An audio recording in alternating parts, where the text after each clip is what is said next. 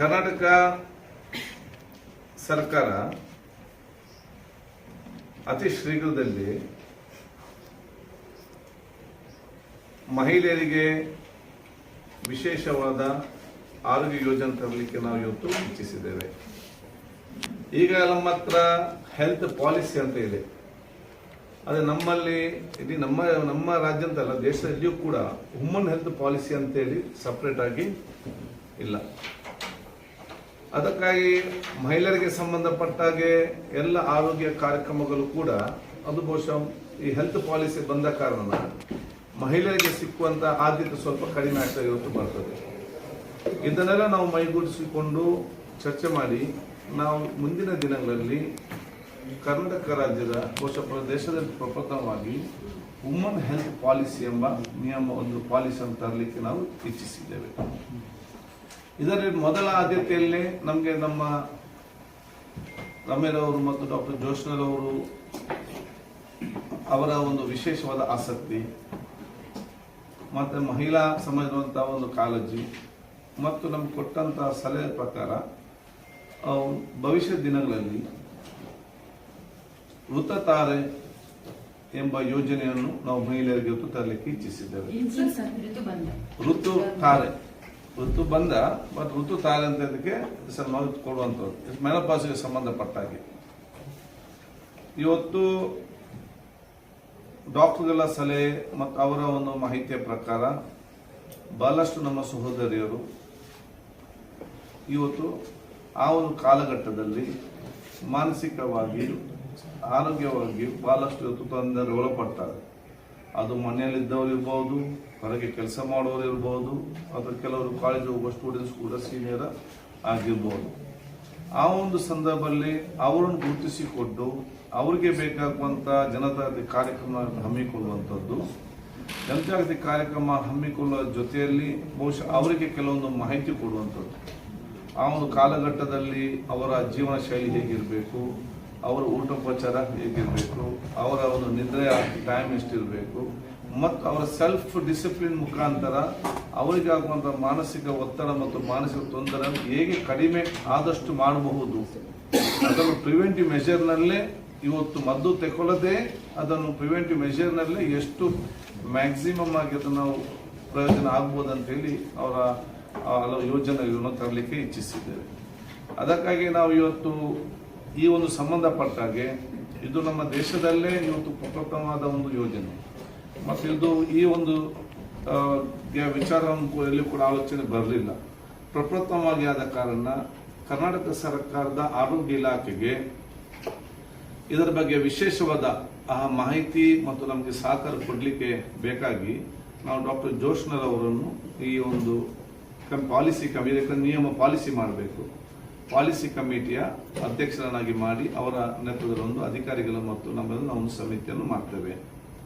ಅದೇ ರೀತಿ ಜನರಿಗೆ ಜನಜಾಗೃತಿ ಮತ್ತು ಪ್ರಿವೆಂಟಿವ್ ಮೆಷರ್ಸ್ ಮತ್ತು ಜನರನ್ನು ಒಂದು ವಿಶ್ವಾಸಗೊಳಪಟ್ಟು ಅವರು ಬಹುಶಃ ನಮ್ಮ ಸರ್ಕಾರದ ಕಾರ್ಯಕ್ರಮವನ್ನು ಅವರಲ್ಲಿ ಮೈಗೂಡಿಸಿಕೊಂಡು ಸ್ವಯಂ ಪ್ರೇರಿತವಾಗಿ ಹೋಗಲಿಕ್ಕೆ ಬಹುಶಃ ಇದಕ್ಕೆ ನಾನು ಬಹಳ ಸಂತೋಷದಿಂದ ನಮ್ಮ ಚಲನಚಿತ್ರ ನಟಿಯವರು, ಮಾಜಿ ಸಂಸದರು, ಮಹಿಳೆಯರ ಬಗ್ಗೆ ಹಲವಾರು ಯೋಜನೆಯಲ್ಲಿ ಕಾಳಜಿ ವಹಿಸಿಕೊಂಡು ಕಾರ್ಯನಿರ್ವಹಿಸುವಂಥ ರಮ್ಯರವರು ಇವತ್ತು ಅದಕ್ಕೆ ನಮ್ಮ ಬ್ರ್ಯಾಂಡ್ ಅಂಬಾಸಿಡರ್ ಆಗಿ ಇವತ್ತು ತನ್ನ ಕಾರ್ಯವನ್ನು ಇವತ್ತು ನಿರ್ವಹಿಸಿದ್ದಾರೆ.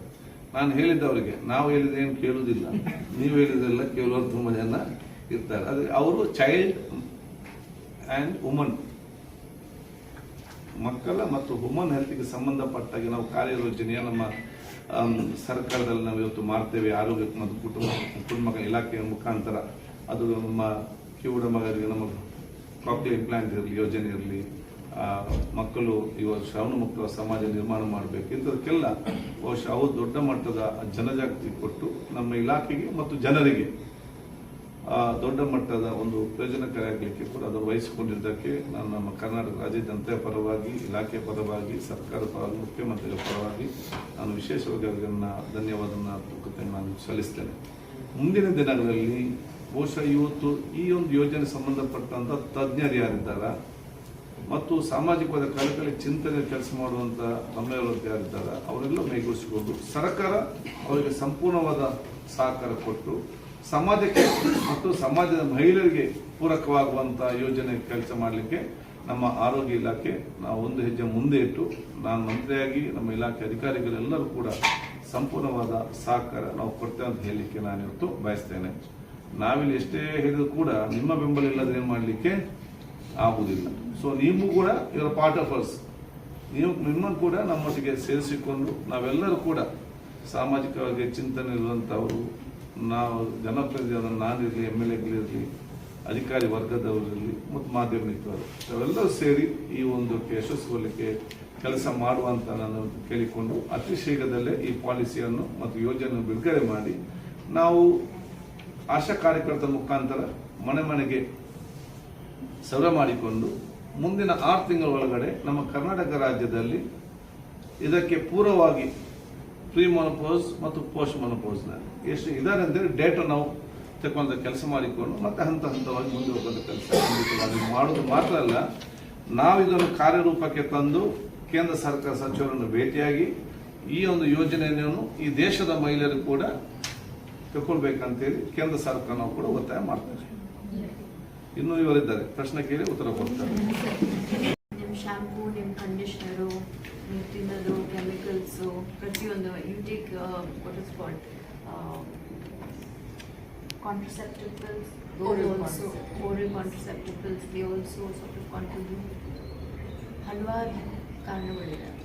And even one more thing, doctor, I want to add is, they think that menopause 50 years ಆದ್ಮೇಲೆ once period stops ಅಂತ, ಬಟ್ ಅದ್ರ ಜೊತೆಗೆ ಮುಂಚೆನೆ 35 years ಇಂದನೇ ಸ್ಟಾರ್ಟ್ ಆಗುತ್ತಲ್ಲ ಸಿಂಪ್ಟಮ್ಸ್ ಎಲ್ಲ.